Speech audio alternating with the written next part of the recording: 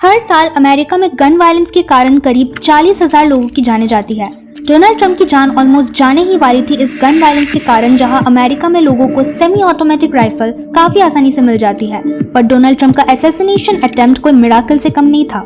जब उन पर गोली चलाई गई थी तब वो बुलेट उनके कान को छू के गुजर गई थी कि डोनाल्ड ट्रंप थोड़ा सा अगर अपना हेड टिल्ट करते तो उनकी ऑन स्पॉट डेथ हो जाती। पर सिंस अभी यूएस में इस साल इलेक्शंस भी होने वाले हैं, तो क्या ये असैसिनेशन अटेम्प्ट एक पॉलिटिकल स्टंट है या ये एक्चुअली में एक रियल असैसिनेशन अटेम्प्ट है? आइए जानते हैं। ट्रंप की रैली बटलर नाम की जगह पेंसिल्वेनिया में शाम को 6:05 PM को शुरू हुई थी, जो कि पिट्सबर्ग से करीब 30 किलोमीटर दूर है। उनकी rally Butler farm show grounds में चल रही थी, जो इवांस सिटी रोड से 5 माइल की दूरी पर मौजूद है।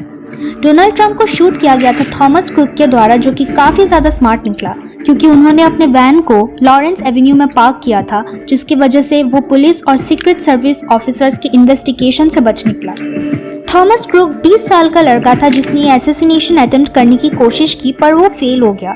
थॉमस उस रैली में नहीं था, पर कुछ लोगों ने उसे देखा कि वो बहुत स्ट्रेंज मैनर में बिहेव कर रहा था। ऑफिशियल्स उसे पकड़ते कि उससे पहले ही उसने कंटिन्यूअस ओपन फायर करना स्टार्ट कर दिया। थॉमस ट्रंप से 450 फीट की दूरी पर एक बिल्डिंग पर यानी एक एलिवेशन पर था, इसलिए उसको ट्रंप पर शूट करने के लिए एक क्लियर लाइन ऑफ साइट मिल गया था। कुछ लोगों ने जस्ट अटैक के पहले क्रुक को देखा था और ग्राउंड ऑफिशियल्स को इन्फॉर्म भी किया। थॉमस ने शूट करने के लिए AR-15 राइफल का इस्तेमाल किया, जो एक सेमी ऑटोमेटिक वेपन है। ऐसे राइफल्स अमेरिका में बहुत common as well as popular है। ये गन एक ही सक्सेशन में मल्टीपल शॉट्स मार सकता है। जब पहली गोली चली तब ग्राउंड में पूरा केओस छा गया। सीक्रेट सर्विस ऑफिसर्स तुरंत स्टेज पर ट्रंप को प्रोटेक्ट करने के लिए पहुंचे। टोटल 8 बुलेट्स फायर किए गए थे। ट्रंप को असैसिनेट करने के इस पूरे प्रोसेस में एक स्पेक्टेटर की डेथ हो गई और 2 लोग इंजर्ड भी हुए। अटैक के कुछ ही देर बाद सीक्रेट सर्विस ऑफिसर्स ने उस अटैकर को स्पॉट किया। उधर कुछ स्नाइपर्स भी थे जो सीक्रेट सर्विस ऑफिसर्स के ही पार्ट थे। उन्होंने उस अटैकर को शूट किया and with in seconds he was dead. Investigators को थॉमस के कार में से बॉम्ब मेकिंग मटेरियल्स और दूसरे एक्सप्लोजिव्स भी मिले थे। पर एक 20 साल का लड़का एक फॉर्मर यूएस प्रेसिडेंट को भला क्यों ही शूट करना चाहेगा? FBI की रिपोर्ट्स के अनुसार अभी तक इतना ही पता चला है कि थॉमस एक रजिस्टर्ड रिपब्लिकन था और इस असैसिनेशन पर अकेला काम कर रहा था। उसके पीछे और कोई ग्रुप का हाथ नहीं है। थॉमस हाई स्कूल से 2 साल पहले ही ग्रेजुएट हुआ था, जहां उसके मैथ्स और साइंस के परफॉर्मेंस के लिए उसे अवार्ड भी दिया गया था।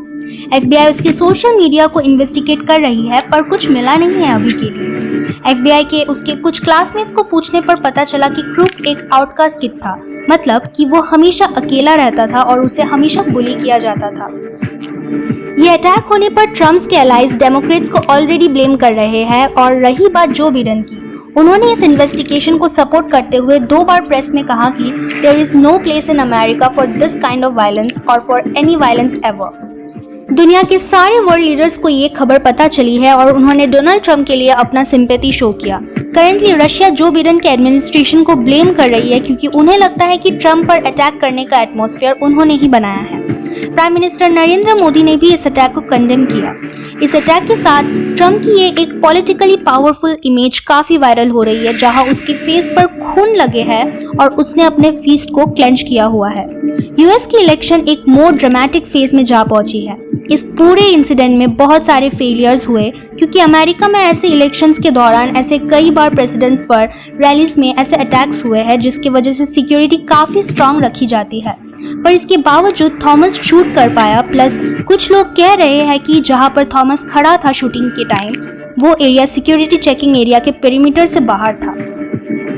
सिंस यूएस में गन वायलेंस बहुत ज्यादा है, ट्रंप और बिडेन जो 2 अलग अलग पार्टी से है, ट्रंप रिपब्लिकन पार्टी से है जिसे गन वायलेंस से कोई मतलब नहीं, पर बिडेन डेमोक्रेट पार्टी से है जो गन्स के अगेंस्ट बहुत ही ज्यादा स्ट्रिक्ट है। पर इस अटैक के बाद ये तो पक्का है कि ट्रंप को दुनिया भर से सिंपैथी मिल रही है, जिसकी वजह से उसके इस साल का इलेक्शन जीतने के चांसेस बढ़ सकते हैं। पर इस साल के यूएस पॉलिटिक्स का रिजल्ट पूरे वर्ल्ड पर इम्पैक्ट करेगा क्योंकि ट्रंप का हर मैटर को देखने का नजरिया काफी एग्रेसिव है, एज उसने ऑलरेडी स्टेट किया कि वो उन कंट्रीज को पनिश करेगा जो डॉलर को यूज करने से मना करते हैं। इसी इंसिडेंट के बाद रिपब्लिकन नेशनल कन्वेंशन के बाहर एक आदमी को शॉट डेड किया गया और यही दूसरी तरफ लोकल पुलिस ने एक आदमी को अरेस्ट किया जो कन्वेंशन सेंटर को AK-47 से अप्रोच करने की कोशिश कर रहा था। अटैक के बाद डोनाल्ड ट्रंप ने दोबारा अपनी स्पीच इस कन्वेंशन सेंटर में दिया जहां उसने अपने कान में बैंडेज पहना था और इसके काफी सारे मीम्स वायरल भी हो रहे हैं। यही दूसरी तरफ जो बिडेन ने अपना कैंपेन रिज्यूम किया ये कहते हुए कि आज उन लोगों की वजह से ही वो प्रेसिडेंट है और कमला हैरिस वाइस प्रेसिडेंट है।